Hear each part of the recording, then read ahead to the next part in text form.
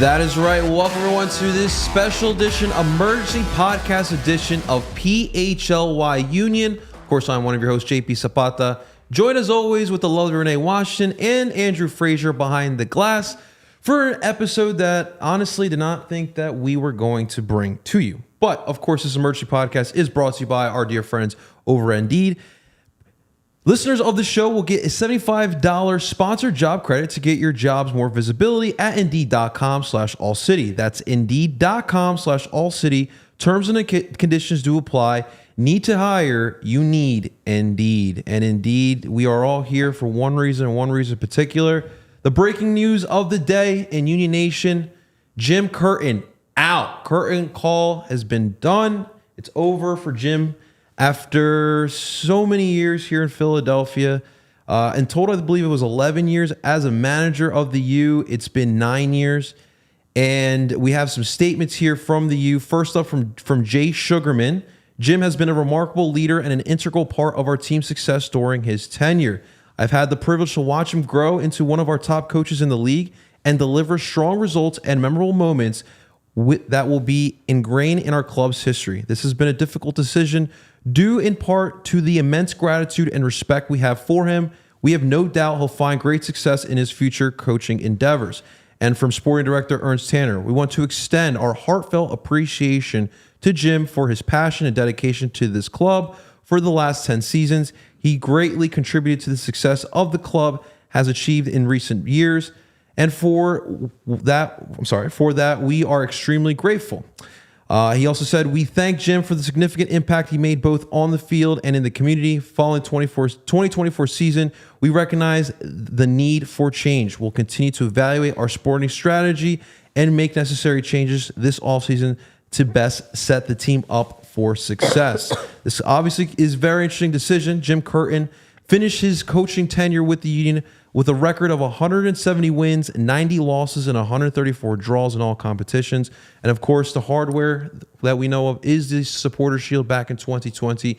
We do know, and we talked about, ironically, this news comes on the week of the anniversary of the MLS Cup final from 2 years ago. We know about the appearance from there.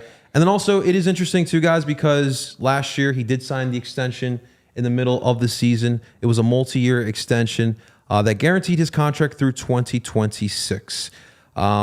This is truly a mind-boggling one. I'll be honest with you guys. We talked about this throughout the season. This could possibly happen, especially during that winless streak that they had going on.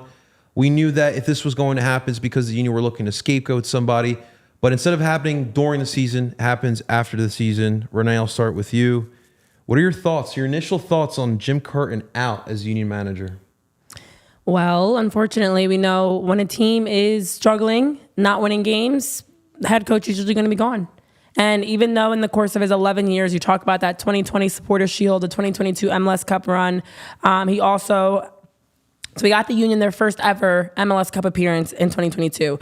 We saw the record-breaking season that was 2022 in terms of fewest goals conceded, goals scored. They also had the greatest goal differential. They also achieved a lot of different international success in terms of their cup appearances, CONCACAF Champions League, set 2 times in a row.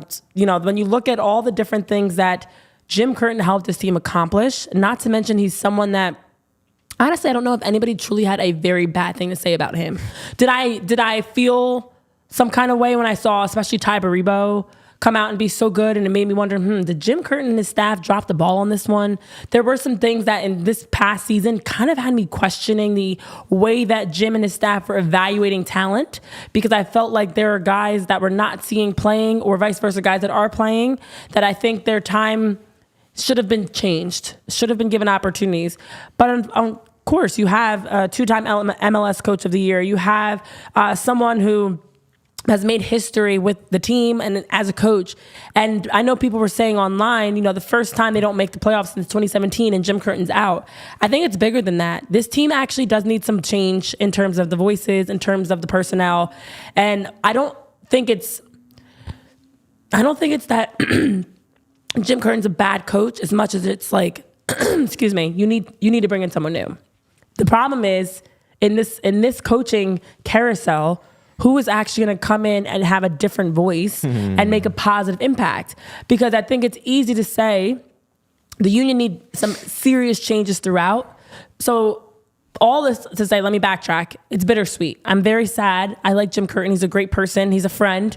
He's someone that I've gotten to know over the years. And anytime I see him, he's nice. He gives a hug. He's, how are you? Has the family, have great conversations. But on the flip side, if we're talking about the harsh reality that this team needs some changes, that includes in terms of the voices. And I think that the leadership, I think that hearing Kai Wagner's comments about what's going on in the locker room, there's a massive disconnect behind the scenes that, in honesty, as much as they were struggling, we really did not see what's going on in reality. And it seems like there's more. It's like we're just seeing the tip of the iceberg. So I think there's more going on behind the scenes that's dysfunctional, that's negative, that's just not that winning positive culture. And if you're trying to change the culture, change the coach. So again, Agreed. Bittersweet. I am interested to see not only where Jim goes next, but who the union bring in. But I know everyone's frustrated because ultimately he was dealing with the hand that he was dealt. Didn't have great cards to begin with, was very limited. When you look at the lack of acquisitions, didn't really set him up for success. But here we are. He's out the door. Curtain call. See ya. Curtain is closed. Yeah, I mean, spot on, Renee. I think everything that you just said, I'm going to echo the same thing. It is bittersweet. Jim, there's two sides to Jim. There's the Jim, the person Jim, the man Jim, and then there's the coach Jim. The man Jim is a great guy. I got the opportunity to meet him a few times, and every time I met him, it was a great conversation. Super nice guy, always down to earth. He is the fabric of Philadelphia. He is a 4-for-4, 5-for-5 guy. He sleeps, eats, and breathes this area. Huge Eagles fan, Sixers fan, so he gets it. He gets the mentality of this city. He knows what it's like to be here. He grew up here. To have him, as the coach of the union was great because you got that embodiment of what Philadelphia is. But on the flip side, there is also the coach Jim. And just like you said, Renee, there were a lot of eye-opening things with him this year. Ty Baribo being one of those, sitting him for so long. Why didn't he get to see time played? The tactics. So many times we had talked about ad nauseum about, everybody knows about your formations. Everybody knows what you're going to do. There's no, you're not hiding anything. There's nothing new. There's no surprises. Teams have seen what you have brought out to the table time and time again, each and every year. So there were a lot of question marks about why are you not making changes? Why are you not improving? Why are you not trying to find these guys that you have in the system? Why aren't you doing these things? And I think for me personally and for the team, it is going to be sad to see him go just because of what he was able to achieve here. He did bring success. Forget that. There was success with him. Obviously we didn't get to the full top of the mountain, but he got us there. He got the team there. And I just think where this team is now, with the youngsters coming up, with them trying to find an identity, I think right now building that culture that you were talking about, if you want to create a new facelift, you have to have a new doctor, all right? Yeah. And that doctor is your coach. And he needs to, and I think bringing in that fresh blood, someone who's going to be able to change with this new regime, I think is going to be a good thing for this club. Yeah. As we got a couple people in the chat chiming in, reacting. I'm assuming everyone's just reacting fresh off this news. We still have there's a lot of information that we don't know as well. Michael Wolfinger, what's going on? Saying wild. Joe, sad to see Curtin go, but change is needed. Franco, not happy either. Mokaev, Sugarman is sheep slumlord solid team. Civic Mash said this is the worst decision possibly made. Yeah, guys, for me, the change was definitely needed, right? Like the fact is last year, it was just a culmination of 2 off seasons that you didn't really do much. And then you were just hoping and praying. Like you literally you just use a little duct tape and a little hope and hoping that would continue on the success. And you saw kind of what happened. And unfortunately, Jim is going to get the axe here. But at the end of the day, like, things constantly need to keep evolving. One other point I want to bring up. So Tom Bogart 3 weeks ago, brought up the fact that Atlanta United had Jim Curtin was one of the coaching candidates that they were interested in. And so Jim also obviously denied that. So what is that? Does that mean that he's in on that Atlanta job? Like, it is going to be interesting to see how that kind of plays out. But I mean, for the U right now, like, what happened exactly? Your point about the dressing room is one I really want to know about, because, like, Renee, like, there was matches this year where in years prior they probably would have came back and won or gotten a result. This year they didn't have that extra oomph. They didn't have that extra gear this year. And, like, what was that? Was that Jim? Was it the players not buying in? Was the players just not good enough? Like, what exactly was that? And I think that is what the front office kind of wrestled with themselves. So I think what actually makes me a little bit concerned about this is when you look at Jim Curtin, who was the second longest tenured head coach across the MLS. Soccer in general in the United States, I will say, between the NWSL and the MLS, something I have consistently noticed is a shorter leash for head coaches. You know, on the women's side, you have a lot of coaches that are just in their first or second year. The majority of them across the league are. The MLS is actually starting to become that too, where you're getting a quicker leash. The carousel continues, and they're also bringing a lot of other European coaches into the MLS and the NWSL. Now, what does that mean? I think, to be honest, when you look at this team, this shows me they are absolutely in this offseason looking to make some actual changes. But the reality is, with the way that the coaching carousel works, is who are they going to get that's better? It's great to want to make changes.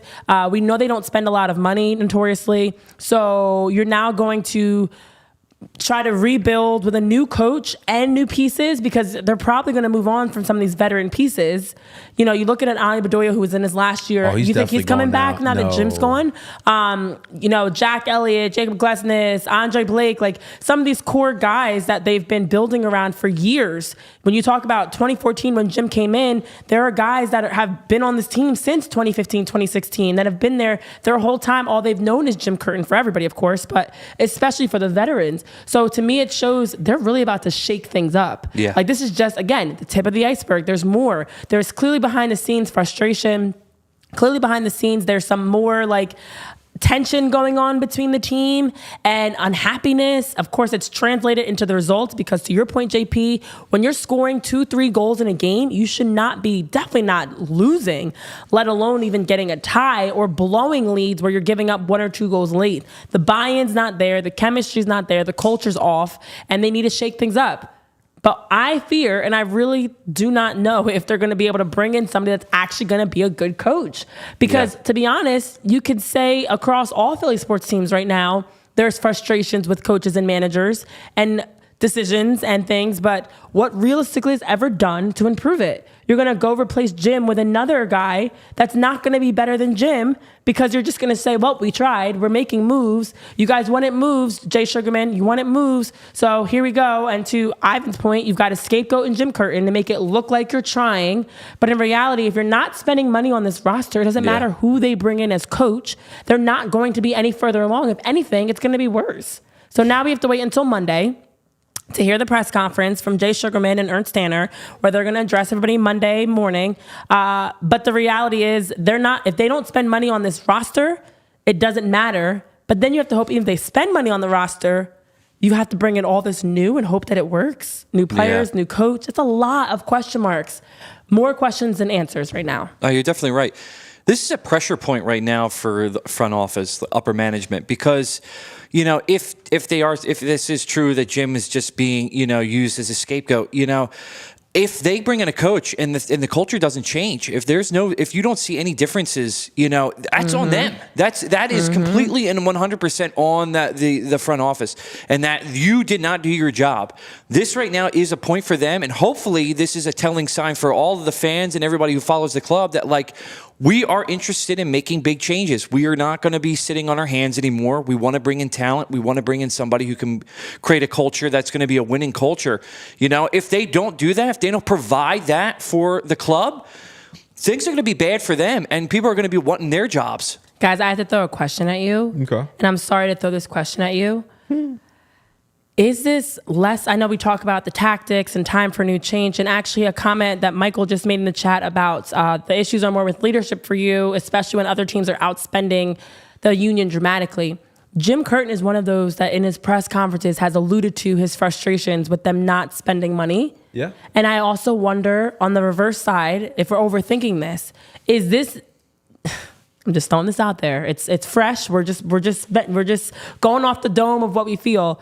Jay Sugarman and Ernst Tanner are maybe weeding out the people that are not bought into their philosophy, their desire to only want to spend, bring in homegrowns, underspend. And you have Jim Curtin and some others, because we have seen a Jose Martinez who was on Instagram complaining. Where's Jose? Gone. Jim Curtin was out in press conferences at times making some comments that kind of left you like, wait, Are you happy here?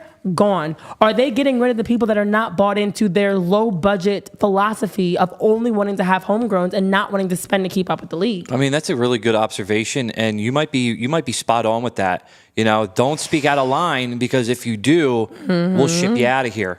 And there looks to be like that might be a trend, you know, and it's sad to say that that's probably the case. You know, you hope that obviously it's not, but yeah, I mean, it definitely could be something that's going on. Now, like, it's interesting that you guys bring this up, because like ever since Ernst has arrived here, I don't always feel they've been like Ernst and Jim have been on the same page, but it feels like it's more like Ernst comes with the idea and Jim may say a couple words, but Jim has to go with the plan because this is what Ernst is trying to do. Sure. Like the first example was the tactics. So if you guys remember before Ernst, it was the 4-2-3-1 with Jim, and that's the only formation he ran. It was heavy possession. We had wingers. Ernst comes in, and maybe in an analytical facet, the tactics that he brought in made more sense, a more defensive oriented. We all know that the tactics for this team, it's stale. Quite honestly, it's stale. Every time we have a preview show, everyone knows exactly what the Union are going to do. And so, like, that's just an example. And, like, you know, Renee brought it up. We constantly kept hearing just, like, subtle frustrations from Jim about just how much money was being put into this squad. You talk about matches against Club America or preseason matches against Flamenco, and Jim's talking about how much money's on that bench compared to what the Philadelphia Union have. There's a lot of things that we kind of can look at. I really would like to know some more. I think, who was it? Franco had an interesting point. So another question everyone's going to have: the season for the Union ended. It's been about a month since our season ended. Why did it come so late? Now, I think one factor is that this is Jim Curtin. This is like the longest tenured, and this is probably going to be the most influential manager in Union history 20, 30 years down the line. It's not easy to just say goodbye to Jim Curtin. Like, the season ends, a couple days later, it's not easy to just say, you know what, Jim, thank you, but it's you can't do that. You have to evaluate. You have to look at everything. Yeah, they probably had to have a conversation with him a few times, you know. Yeah. Something like this takes time. Something like this takes time. Yeah. It's not like you can just be like, all right, shut the door, we're done. You know, you're gonna, exactly. You're gonna evaluate every single thing. It also wasn't multiple seasons. I mean, of course, you're not happy with the last 2 seasons, but 2 years ago they were in the MLS Cup, so it's not even like this is a situation of like 3, 4, 5, seasons in a row of them losing. So yeah, I think you're right. Like, it's just more of them doing their due diligence respectfully for Jim Curtin.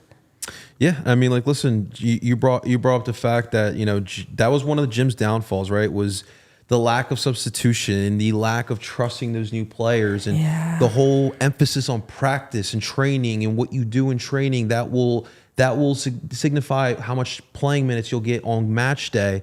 And, like, we always disagree with that. But one thing that Jim was good at, and listen, and this is part of what the front office wanted to do, Jim was good at developing, because Jim was also part of coaching in that youth academy.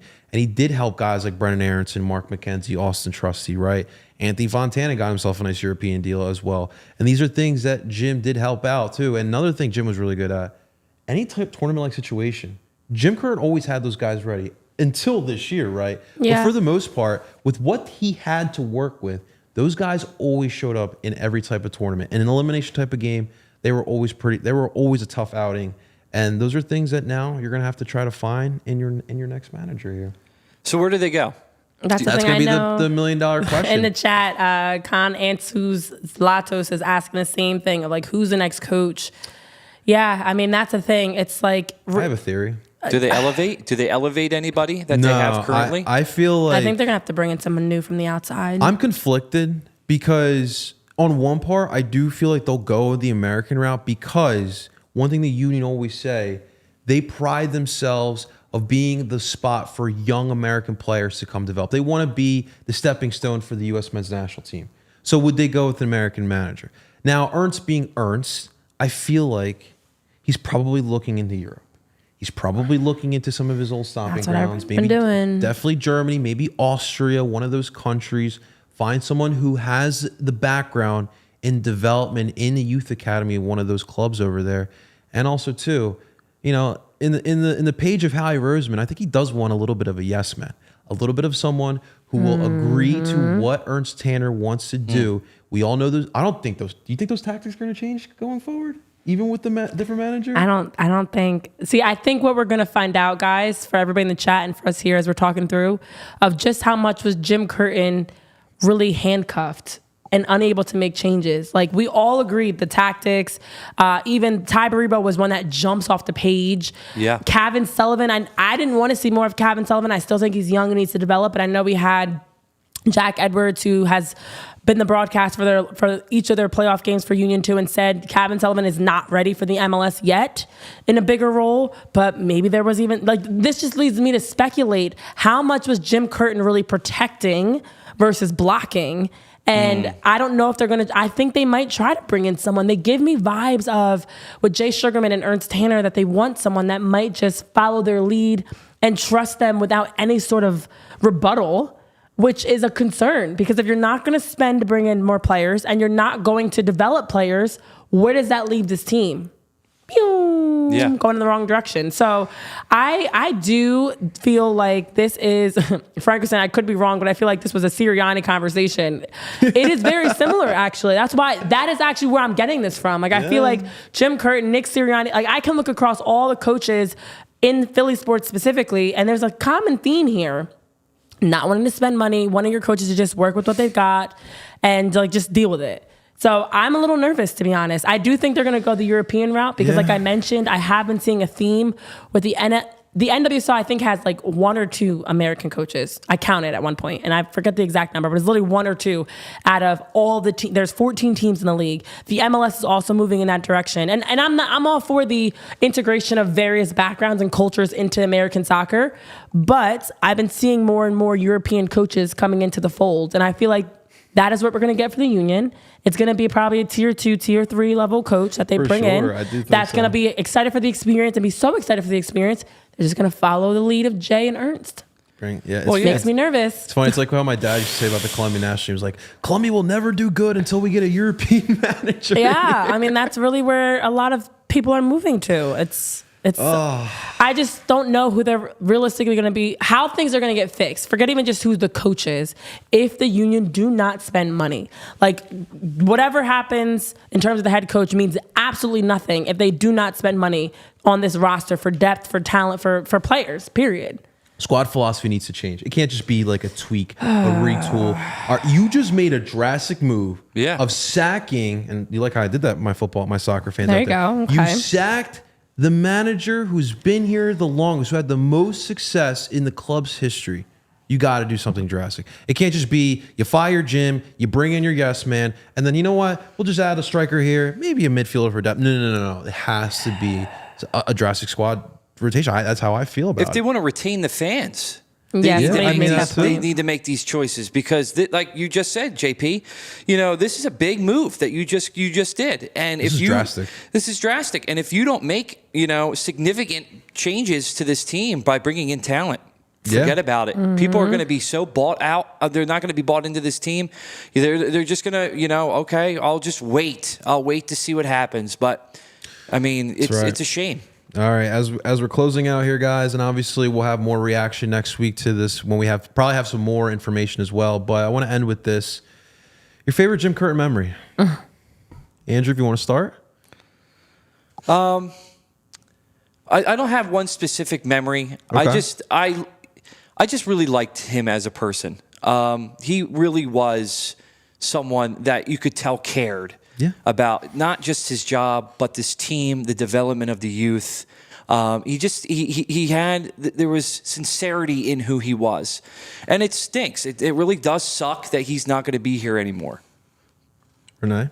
Yeah, I mean, I had a personal moment where I remember during 2020 when I was first working with the union on their broadcasts, I had went like a couple of years without seeing him. Of course, in the pandemic, we weren't even allowed to be around them as much. So that was the Supporter Shield run, and it was an exciting time, but we weren't even allowed to be around face-to-face as much. And I saw him a couple years later, and it was like we didn't miss a beat. You know, he was just so excited. He was like, how are you? It's so great to see you. How's everything been? I'm so, happy to see all the great things that you're doing. And, when you have a coach or even a player, anybody at the professional level, you don't really recognize how much they care and pay attention. Okay. And he didn't have to care or pay attention to me. I had just started working with the team in the pandemic, and, it's not like I was there on a daily basis in the clubhouse and the locker room, talking to him face to face. And yet, personally, it left a good impression to me, like, wow, this is a coach that's different. He does pay attention to who you are. He does care about who you are. And I know that his players probably felt that as well, of him just bigger. It's bigger than sports, like on a friend level, on a connection level, just being very genuine. Anytime you saw him, he, again, would give a hug. Hi, how are you? Have a conversation. Always makes time for you. So I appreciate what he brought as a person beyond just as a coach. That's a constant theme. And obviously, Andrew spoke about it. Renee spoke about it. Everyone today is going to speak about it today. The quality of person that Jim Curtin is, and he will continue to be. And honestly, guys, I think that's what made him successful as a manager. He created those personal relationships. Look, Ernst got him a good group of guys who believed for a couple seasons, and the tactics were set up. But those guys believed in Jim. And that was the big part about it. The story that'll always stick in my mind, guys, and this kind of like shows you the quality of person that Jim is.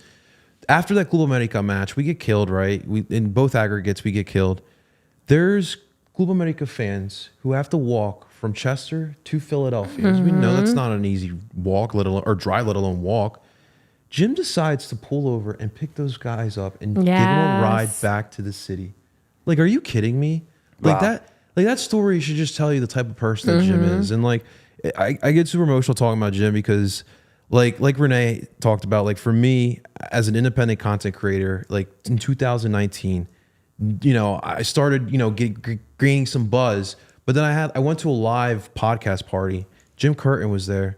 And Jim went up to me and he knew who I was. Yeah. It's like those little things. And every time I talk to Jim, Jim is always just telling me, giving me that inspiration, that encouragement, like, keep it up. And like, Jim not knowing, like, in my back of my mind, I'm wondering, like, how much longer am I do content creation without getting paid? And Jim still believing in me. And like, that's just the type of person that Jim is. Jim, more importantly, was a beautiful person. And he also understood the growth of the sport in this city, because he, like Andrew talked about earlier, he's a Philadelphian through and through, but he also knows the sport, and he wanted the sport to be bigger here in the city. It truly sucks. It really does, because like a lot of you guys are talking about, this does feel like a scapegoat move, and we'll see what Ernst does. I mean, Ernst has been known to build some great quality teams, and he may very well do it, but today we lost a legend in our club, and for a lot of people who love this club, this truly does suck. It really does. And we wish Jim nothing but the best. He's always got people who love him here, especially here at PHLY. Everyone in the office today was upset about it too. Jamie was bummed to hear about the news. I mean, Jim had just bought a house with his family. He was just settling down in the suburbs and like really looking for that next chapter in his life. And that kind of made us, and of course he had the contract extension, just kind of felt like he's here, even with the struggles this season. I know we had talked about it at times on the show, even of like, is this it for Jim Curtin? And in the back of our mind, we knew it was possible. We just kept thinking, no, they're not going to put all this on Jim. It's evident it's not fully his fault. Does he have things he could do differently? Yes, but as Connor's mentioning in the chat, and as we've all talked about, in order to make this team successful, they needed some pieces. They need some players. So he is, to Ivan's point, a class act. Definitely has a great sneaker collection. Always brought some swag to the sidelines. But going to be missed for sure. Brought the swag to the sideline. So, Yeah, guys, it's definitely a sad day, but listen, we will always honor Jim. Jim will always have his place within this club, and that will never, ever change. But we'll be back next week, Tuesday, 1 o'clock. Of course, always our live recording of PHLY Uni Podcast, but that's going to do it for this edition of the Emergency Podcast presented by our friends over at Indeed. Thank you to our friends over at Indeed, and thank you to Andrew Frazier behind the glass, and of course, the lovely Renee Washington. Of course, I am JP Zapata, and as always, ladies and gentlemen, Dupe on. Talk to you soon, guys. Bye. We all silly like the mayor.